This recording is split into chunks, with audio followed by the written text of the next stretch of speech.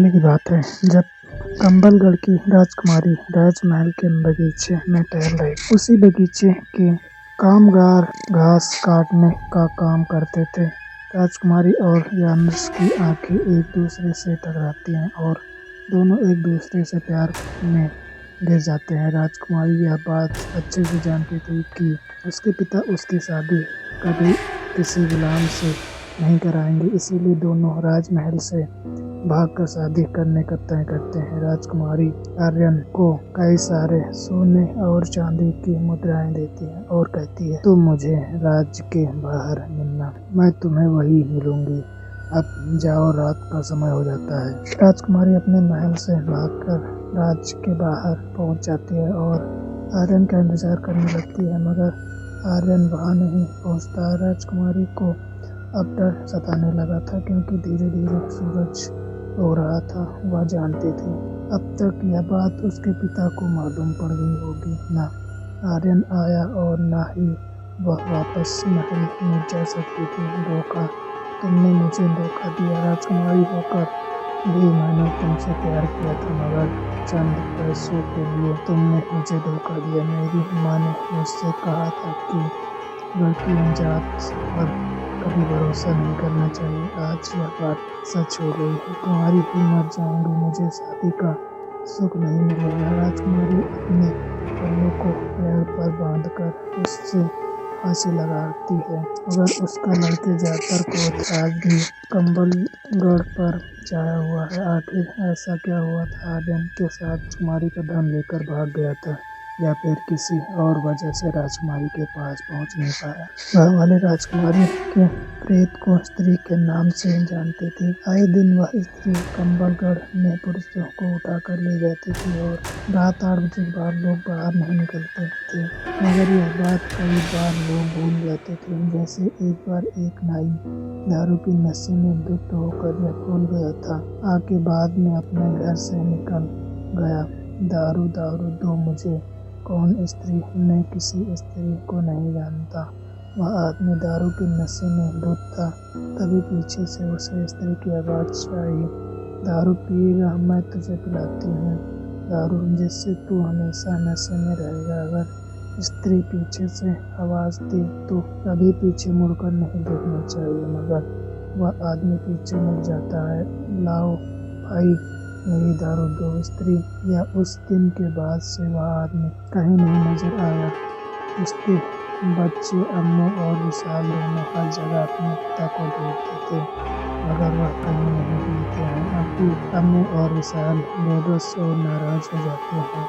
सारा गांव इन्हें एक ही बात कहता है कि उनके पिता को स्त्री उठाकर ले गई है। अम्मू किसी भी तरह अपने पिता को वह स्त्री के चंगुल से छुड़ाना चाहता था, इसीलिए वह अपने भाई विशाल के साथ एक पुस्तकालय में रहता है ताकि वह उस स्त्री के बारे में और जानकारी जुटा सके। वहां जाते ही विशाल को एक किताब मिलती है जिसमें स्त्री की सारी कहानियां लिखी हुई। दोनों मिलकर वह किताब पूरा पढ़ लेते हैं, मतलब वो राजकुमारी ही स्त्री है। जब उसका प्रेमी आर्यन उस रात उससे मिलने नहीं आया, तब उस राजकुमारी ने अपनी जान दे दी, मगर उसने स्त्री के चंगुल से पुरुषों को कैसे छुड़ाया जा सकता है यह कहीं नहीं लिखा है। कौन है वह पुस्तकालय में के इस भाग में आना माना है, जिस भाग में स्त्री की कहानी की किताब रखी थी उस भाग में जाना मना था।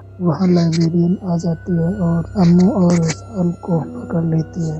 लाइब्रेरियन उनसे पूछताछ करती है कि वो लोग यहाँ क्या कर रहे हैं। अम्मू अपने पिता के बारे में लाइब्रेरियन को बताती है, तो तुम दोनों अपने पिता को उस स्त्री के जंगल से छुड़ाना चाहते हो। उस स्त्री ने कई पुरुषों को गायब किया है, मगर आज तक कोई वापस नहीं आया। प्लीज आप मुझे बताइए कि मैं अपने पिता को उस स्त्री से कैसे छुड़ा सकता हूँ। लाइब्रेरियन शेल्फ में से किताब निकालती है।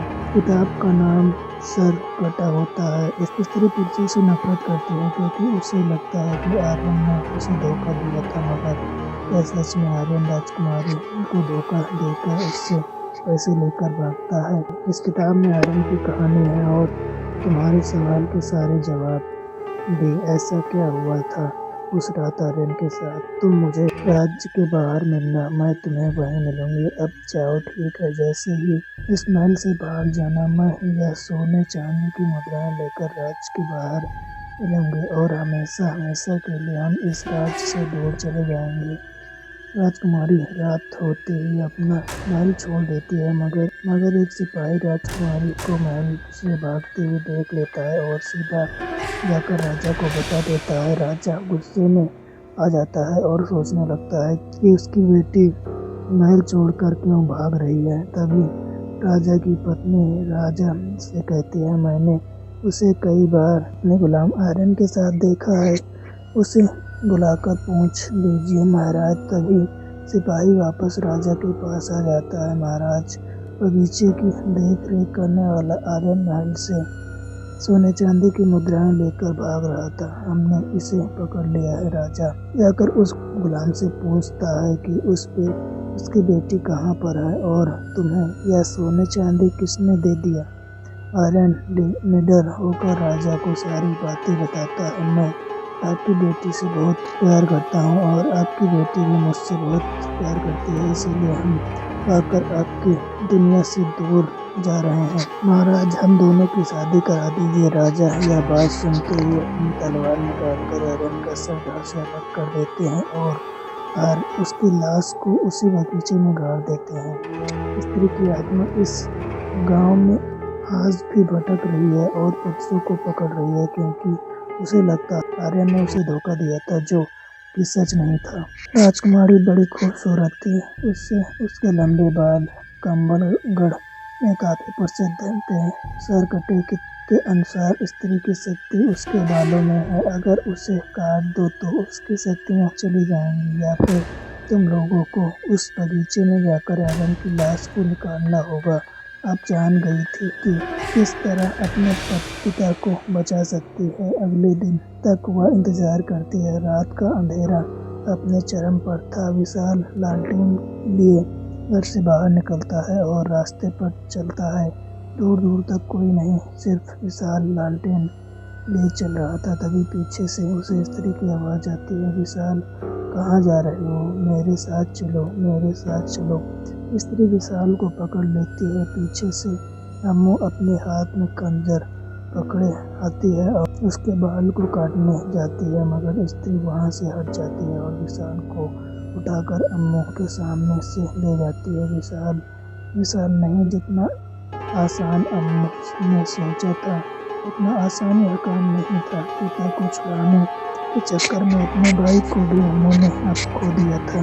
स्त्री की किताब में स्त्री का ठिकाना कहाँ है वो लिखा हुआ था। अम्मू अब वहाँ जा रही थी अपने भाई और पिता को छुड़ाने। उस स्त्री के जंगल से अम्मू एक पुरानी हवेली में पहुँच, जो अब सुनसान थी। उसे अपने पिता और उसके अलावा और भी कई सारे लोगों की आवाजें सुनाई देती हैं। बचाओ, कोई तो बचाओ, दीदी बचाओ, बचाओ हमें, मैं आ रही हूँ, डरो मत, मैं आ रही हूँ। जैसे ही अम्मू सीढ़ियों से नीचे जाने की कोशिश करती है, तभी स्त्री पीछे से उसके बाल को पकड़ लेती है। इन्हें नहीं छोड़ूंगी, मैं सबको मार दूंगी, तुम्हारे सामने मैं इन्हें मार दूंगी, बस देखते रहो। स्त्री उसे नीचे ले जाती है और उसके सामने उसके भाई को बाहर निकाल कर मारने लगती है। अम्मू स्त्री से कहती है, आर्यन ने तुम्हारे साथ कुछ गलत नहीं किया। स्त्री रुक जाती है और अम्मू की तरफ देखती है। उस दिन आर्यन महल से भागने ही वाला था, मगर सिपाहियों ने उसे पकड़ लिया और तुम्हारे पिता के सामने, और तुम्हारे पिता ने उसका गला काट दिया। झूठ बोल रही हो तुम। जैसे ही स्त्री आर्यन का नाम सुनती है, वह आग बबूला हो जाती है और अम्मू पर हमला करने जाती है, मगर अचानक से बीच में ही सर कटा हुआ आ जाता है। स्त्री के सामने सर कटी किताब में विस्तार से यह बात लिखी हुई थी कि आर्यन के शव को कहाँ गाड़ा गया था। जब स्त्री विशाल को उठा ले गई थी, तब अम्मू जाकर आर्यन के शव को ढूंढने लग गई अम्मू पुराने बगीचे में जाकर आर्यन के शव को ढूंढने लगती है। आर्यन का शव अब कंकाल बन चुका था। अम्मू वहाँ पर एक बात कहती है, आर्यन मेरी मदद करो। तुम्हारी राजकुमारी आतंक फैला रही है, उठो और रोक कर उसे बताओ अपना सच। आर्यन का शरीर हिलता तक नहीं है। अम्मू अब सोचती है कि आर्यन का शरीर किसी काम का नहीं है, इसीलिए अम्मू वहाँ से चली जाती है। अम्मू के जाते ही आर्यन का कटा हुआ सर हवा में उड़ने लगता है और वापस जीवित हो जाता है। अब सर कटा और स्त्री एक दूसरे के सामने है। मैंने धोखा नहीं दिया। मैं जब तुम्हारे पास आ रहा था तभी तुम्हारे पिता के सिपाही ने मुझे पकड़ लिया और तुम्हारे पिता ने मेरा गला काट दिया। मेरा शरीर तो मर गया मगर मेरी आँखें तुम्हारा चेहरा देखने के लिए आज तक जिंदा है। सच में क्या ऐसा हुआ था? हाँ, मैं तुमसे बहुत प्यार करता हूँ। अम्मू खंजर उठाती है और स्त्री की चोटी काट देती है। स्त्री और सर कटा दोनों गायब हो जाते हैं और अम्मू गांव के सारे पुरुषों को स्त्री के चंगुल से छुड़ाकर ले जाती है।